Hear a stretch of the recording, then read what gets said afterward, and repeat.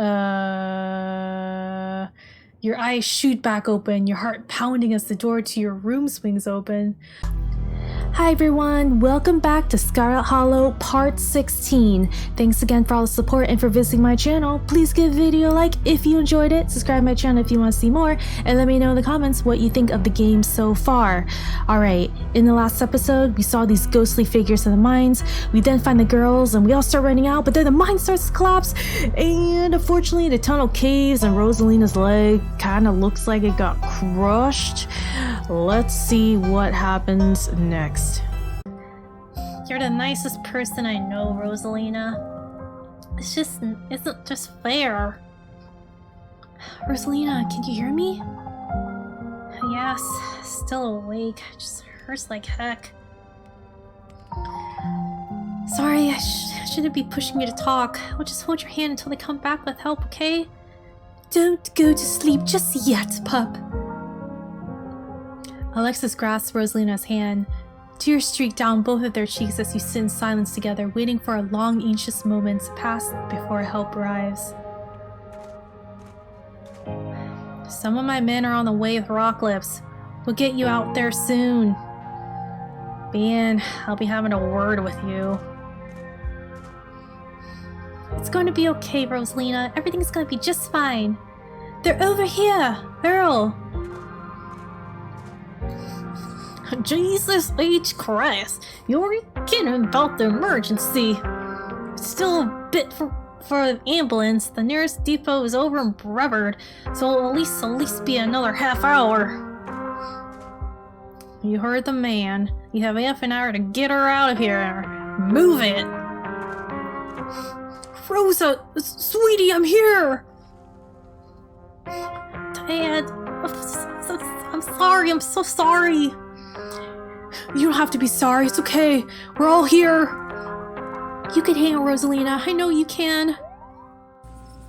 Tabitha's men quickly get to work and manage to pull Rosalina out from the rubble just as the ambulance arrives. Sir, I'm afraid there's no space in the back.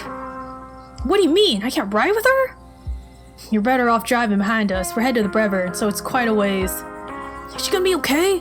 She's gonna make it, right? Please, God. Yes, sir, I promise you we're going to do everything we can to keep her stable. Her vitals are looking good.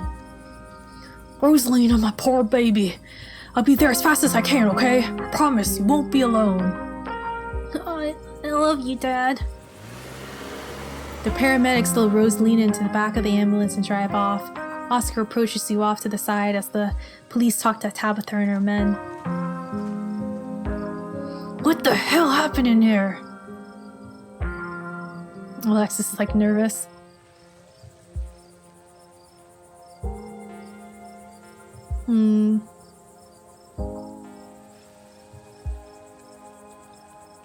I'll first say this. Oscar, I'm so sorry. It's okay, it's okay. At least nobody died. What happened though?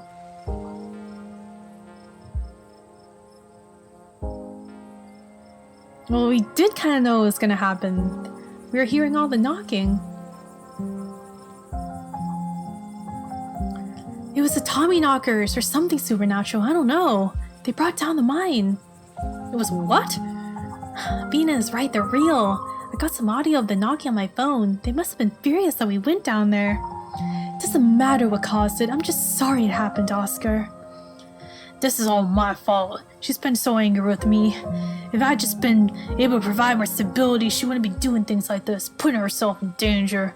I'm sure she thinks I'm making this up about our house being haunted, but I've seen things I can't explain, and it's only gone worse over time. My offer still stands to check it out for you, once you're back from the hospital, that is. Thanks, Stella. That means a lot. I gotta go. Mr. Gutierrez, is it okay if I come too? I want to be there for her. Of course, Alexis. It's good for her to see a friendly face. The two of you head over to Oscar's car and drive off.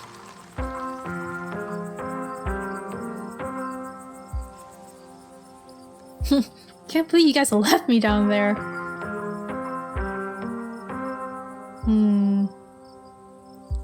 Do you think Rosalina is going to be okay? The paramedic said she was stable. She's a tough kid. She'll be okay. I don't want to say this because, I mean, honestly, if I was running in front of them, I would probably be running really fast too. And probably would have got out of the mine without looking back as fast as I could to prevent them or to help them out in time. I'll talk about the entities in the mine.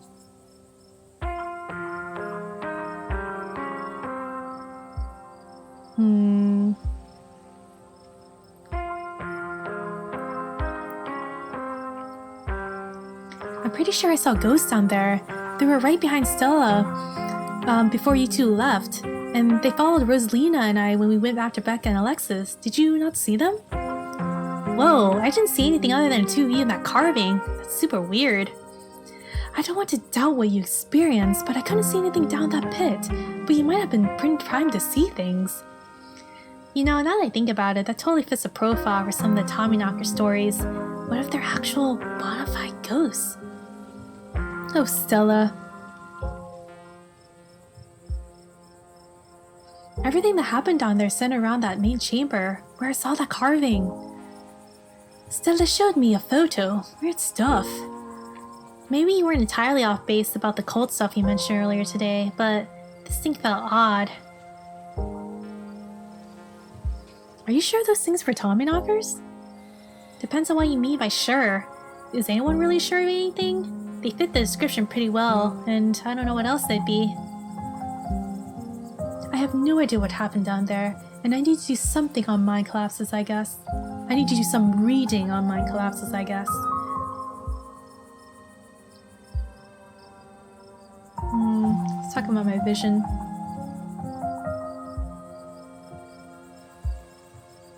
There was a stone carving on the wall of that pit. It gave me some sort of vision. I saw what happened to this place. Are you sure it wasn't just auto-suggestion? We talked about that mine a lot today. I don't know, Neeks. Bian had like a seizure next to a creepy stone carving. It was like something out of a movie. Just because she passed out or had a seizure doesn't mean it wasn't auto-suggestion.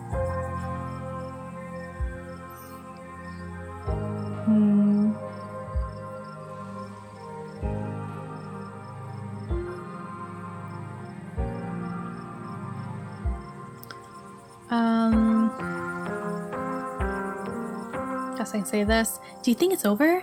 Maybe the ditchings were here for those kids, and we saved them. Gosh, I hope so. Maybe things will be normal from here on out. But I feel like everything that happened in the mine raised more questions than it answered. Yeah, we still don't know anything about Wayne, or about what you saw down there. This is still a little too magic for me. Just because two bad things have happened doesn't mean there's a pattern. Right?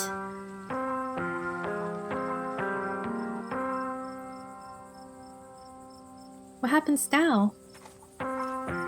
What happens now is that we have a word. All of us. What the heck were you three doing here? I thought I told you to stay out of trouble. Yet here you are at the scene of what almost was a deadly accident. How did you manage this? Tabby, come on, it's not Bian's fault. Stella's right. If this is anyone's fault, it's yours. You have an abandoned mine on your property that was barely even boarded up. It was only a matter of time until something like this happened. Are we fighting? If anything happens to Rosalina, it's on you, Tabitha Scarlet. How dare you? It's not like I put on a big neon sign saying cool place for teens to hang out. It's clearly not safe. You three were up here with them. Why didn't you do something to get them out of there sooner? We did our best, Tabitha. Cool, Tabitha. We're probably the reason you have one kid in the ambulance, so 5 buried alive. Cool, Kanika. I think Tabitha's ready to reaccept now. No, Kanika's trying to defend us. Cool, everyone. Let's not get our emotion get the best of us. Kanika's ready to report a better. Pointing fingers won't turn back time. Tabitha's just cold bear and there's no point in arguing with her. Well, maybe I won't say cool it, but I'll say we did our best. We did our best, Tabitha. We saw them sneak into the mine and we tried to get them out of there. They really didn't want to listen. At least nobody died, probably. Come on, guys. What's the point of arguing like this? I know it can feel cathartic to point fingers and yell, but what's it going to accomplish other than bruise egos? You're right. Come on, we're leaving. Now hold on a minute, Miss Scarlet. Mind if we have a quick word with your cousin, miss? In private? Okay, fine. Just make it quick. Don't you dare try and pull anything on her. She did nothing wrong here. Ladies, I'm afraid that means you too. Don't you need to talk to us? We witnessed this too. Oh, sure. But the egg can wait. We know where to find y'all. Yeah, why do they want to be alone with me? There's like 2 witnesses. Oh, coincidence. Right, you 2 nights in a row. This is my colleague, Deputy Derrickson. Wait a second, is this the guy who went bowling instead of looking for Duke's body in the forest? Pleased to meet you, Ben. Apologies for my absence yesterday. It was my special bowling night, you see. A man has to have his me time. But I was briefed on the events of last night, even though we're still not sure if what went on could be considered a crime, even though there's a dead body and a shotgun laying in the forest. Duke has been missing since then, though we found neither hide nor hair on him. Could be he's just on an extended hunting trip. Not like we're trying to hide anything. It wouldn't be the first time he's done something like this. I was told the footage showed his supposed body, but we couldn't get that camera working, so no way to confirm until we can track him down. And good thing we don't understand what a memory card is. Now, I understand both of these were terribly unfortunate accidents that had nothing to do with you being in the area. But as officers of the law, you have to understand that we can lose suspicious when we see the same face multiple times in a row, even though there was a clear witness like Stella with you watching your every move, and multiple other witnesses like Kanika and the kids. And we have to ask, what exactly were those teenagers doing in a shutter mine owned by your family? And why were you down there with them? And why are we asking Tabitha too? I don't want to bring up Wayne yet because they don't seem like they care about that right now. I'm not chaperoning them. Sound hot since you're out of your depths here. What are you asking me? It was a mine collapse. You saw some teens sneak into an unmanned mine, so we went after them. If it wasn't for me, they'll be dead. I don't have to talk to you, I know my rights. I'll say this. We saw some teens sneak into abandoned mines, so we went after them. We were just trying to do the right thing. Of course, of course. Very noble of you. Pardon our questions, just trying to gather the facts, you see. Just being thorough, our duty as officers of the law. Also, quick thing. Earl has probably been here longest than all of us if we assume that he lived in Scarlet Hollow his entire life. I wonder if he's up to something or knows some history that we don't. Well, if there's nothing more you can tell us, I suppose we'll let you go on about your evening. But we may be in touch. Have a good one. Deputy Derrickson tips his hat to you. The 2 officers wander back towards the mine, Derrickson taking notes as they examine the scene. You make your way towards Stella and Kanika. I can't just believe 2 nights in a row. Is it my fault, Neeks? Stella, no. This is all just an awful coincidence. It's not your fault. Oh, hey, guess the cops are done with you. What, are they gonna take you in for being present in an accident? Also, does Stella look okay? I don't remember these bags under her eyes. Sorry if they gave you a hard time. Small town cops, you know. I'll just blame everything on drifters, even acts of God, I guess. Excellent, you didn't get arrested. Now come on, let's get back to the state. I'd like to get some rest before I have to deal with the fall of everything that happened tonight. I'll see you tomorrow, okay, Bien? Or rather you didn't. If you're gonna run around almost getting killed every night, keep my cousin out of it. Your cousin is an adult, Tabitha. She can make her own decisions. Not while she's under my roof. Come on, let's go. As if to illustrate her point, Tabitha grabs your arm, dragging you towards the car.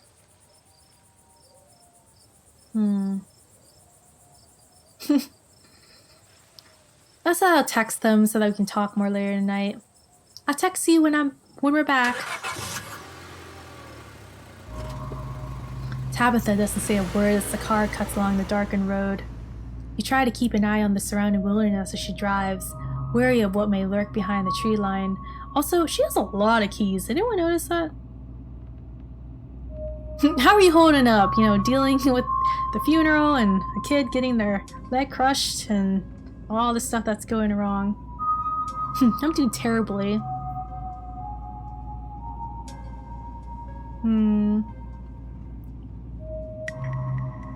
Sorry about today. Tabitha doesn't answer.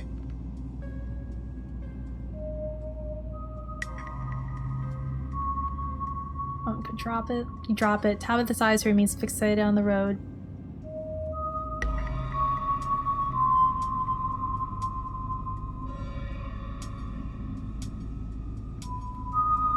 Poor Rosalina. Poor Oscar. You should have kept tighter reins on that girl. I never got into any trouble like that when I was a teen. And I Pearline to think about it. I think for it. Hated at the time, but that trick just paid off. Ugh, what am I even telling you this for? Yeah, you can tell me stuff. I'd like to know more about you, and about Pearline for that matter. Tabitha says nothing. Mouth suddenly sealed as she fixes her eyes on the road ahead. Remain silent. I've got to focus on the road.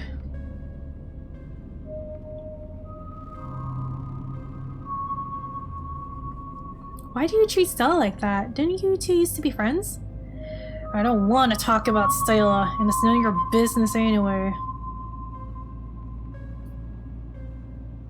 I won't ask about Kanika. I already know why they are the way they are. I guess I'll ask this. How are you holding up? I don't think you want me to answer that question.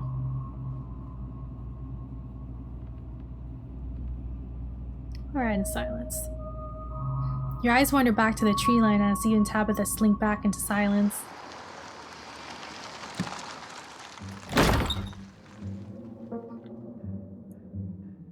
You once crossed the threshold into the estate, the musty stench of the decaying mansion greeting you with its undertones of mildew and wood rot. Well, this day was a lot more stressful than it needed to be, and I'm sure it's the precursor to a horribly stressful week. I'm going to bed. I suggested you the same. Yeah, why did she invite me here? Like, am I your only family? Please just talk to me. Tabitha closes her eyes for a moment and sighs. There's no point. At the end of the week, you go home and we'll never speak to each other again. We just have to get through this week.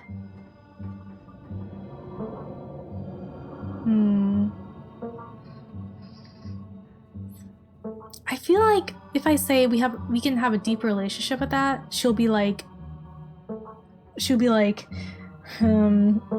no, I don't want that. But if I say, if that's how you feel, why did you invite me at all? And I feel like she'll kind of give us a reason why she invited us. But I want to tell her that we're on her side, so I don't know. If that's how you feel, why invite me at all? I don't know. You're the only family I have left. I didn't want to do this alone. Okay, so she didn't want to do this alone. Okay. Why am I even talking to you? I'm too tired for this. I need to sleep. See you in the morning. Tabitha turns and makes her way up the stairs, her posture defeated. Alright, so we kind of know that Tabitha maybe just wants someone there for her. Turn in. Also, I didn't realize there's a little dog in this picture. Anything else that's different? Okay, that's a little creepy. Yeah, that's a little creepy picture there. Goat. You head up to your room and turn in. Anything different? No doppelganger closet. You collapse in Tabitha's dusty guest bed, your head empty of thoughts. After your time in the Shaw mine, you barely even notice the dust. Your phone buzzes on the table. Y'all, these are those things, right? Kinika sends a picture of a pair of ditchlings by the side of the road. I saw them again, too. Another picture, this time of them staring from a tree. WTF? These things are definitely not hairless monkeys or raccoons or whatever. I don't know what the heck they are. I guess there's more to them, more of them being here than the mine collapse. No way I'm sleeping tonight. You think about looking out the guest room window, but at this point you're too exhausted to leave your bed. The adrenaline from this evening is finally wearing off, replaced by a creepy exhaustion that threatens to overwhelm you. Your limbs feel heavy, your eyelids slipping down over your eyes, even as you stare down at the ominous pictures on your phone. If it weren't for the pit of dread balling in your stomach, you would almost feel comfortable as you settle in between the covers, your tired bones sinking into the decrepit mattress. When you close your eyes, you see Rosalina's face, twisted with pain, staring up at you from tear-streaked cheeks, trapped by powers beyond her control, terrified of what her now uncertain future could hold.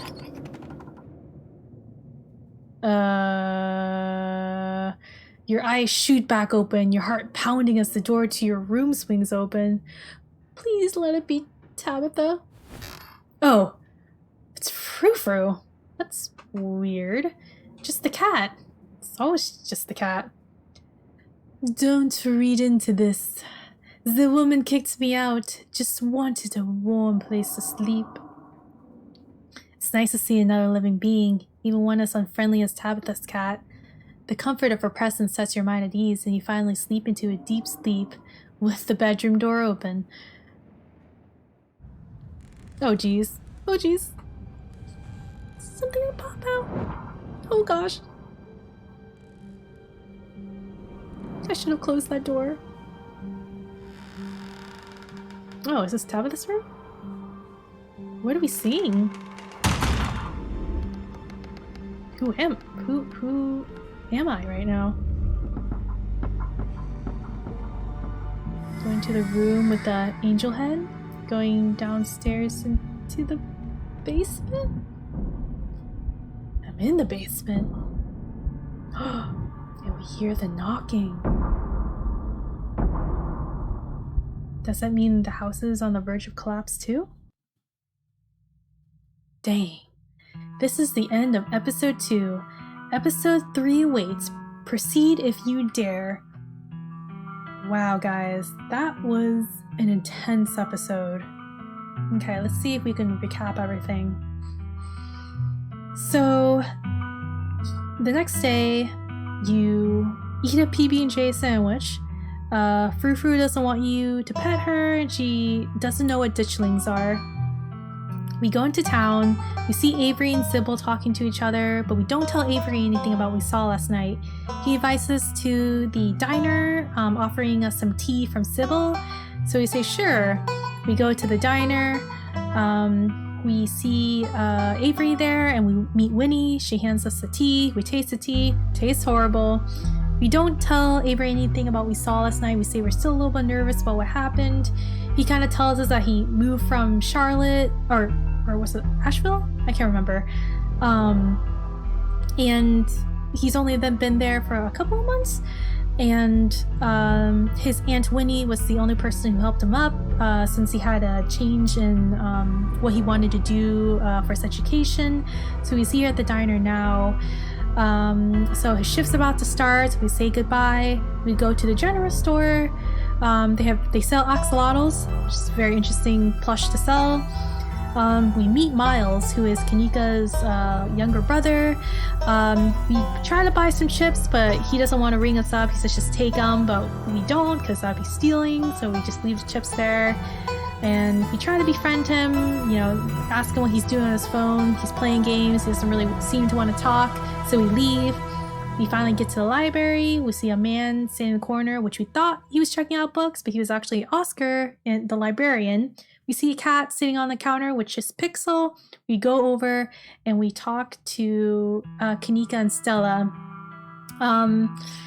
Oscar kind of comes over and mentions that his daughter Rosalina has gone missing into the woods somewhere. He doesn't know where she is. She's not responding his calls. We say we'll keep an eye out on her just in case we see her. We look through the books.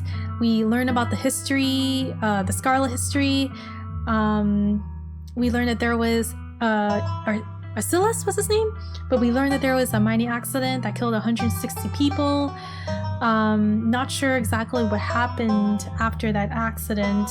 We learned more about some cryptids, about wampus cats and their screams, about the Tommy knockers, how they look like leprechauns and they knock on the walls to kind of warn people if something's to collapse, or they are the reason why the mines collapse. Then we have the little creatures. I forgot what that creature is called. It was the creature in the story that its tail got cut off, and the man who ate the cow, his dog, him and his house disappeared. So whatever that creature was, we learned about that as well. They were called tail something, tail lois or something like that. Then after that we decide, we hear from Oscar that there's a haunting, that he's seeing a figure in his bedroom is leaking blood. I don't understand why he's not afraid of that. Anyways, Stella offers to, check that out. So I guess that's what we're doing in episode 3. So we kind of realized that Reese also might be interested in that. So maybe we'll meet Reese in episode 3 as well. So we decided to stop by Reese to see if he wants to come to the mines with us. Oh, right. We decided to go to the mines to kind of ask around with the miners about what's happening. First, we stop by Reese's place. We meet his mom, who's a doctor. She seems a little cold, a little hesitant, but she invites us over for dinner the next day to, try to let us talk to Reese and let me meet Reese. So we leave, we go to the mines. Stella becomes the lookout. Kanika stays behind. They give me a headset. I meet 3 groups of people. The first group kind of tells us that they see weird things, they hear weird things, but their health is good. I guess Tabitha is really good at keeping their health okay. Before we reach the second group, Wayne suddenly appears with a cloth over his head.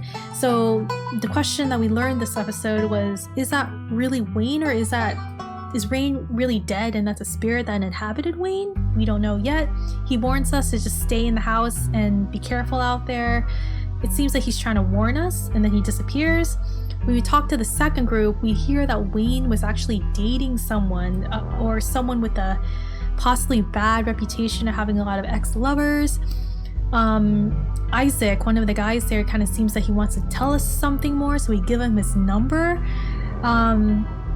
But they kind of tell us an interesting thing about Wayne dating someone, and that was probably the last person he saw before he disappeared, maybe? We move on to the last group of these 2 nice old men.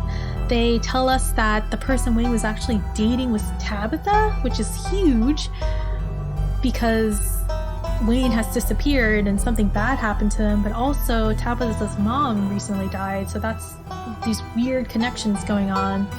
But, the men basically say what the other groups say. They saw weird things. They're in good health, but they don't have really good sick days at all. So that's what we learn about the mines. Then we suddenly see Rosalina in the back. We run after her. She goes into these mines where there's all these friends and these teenagers. And Miles, also Kanika's younger brother, is there.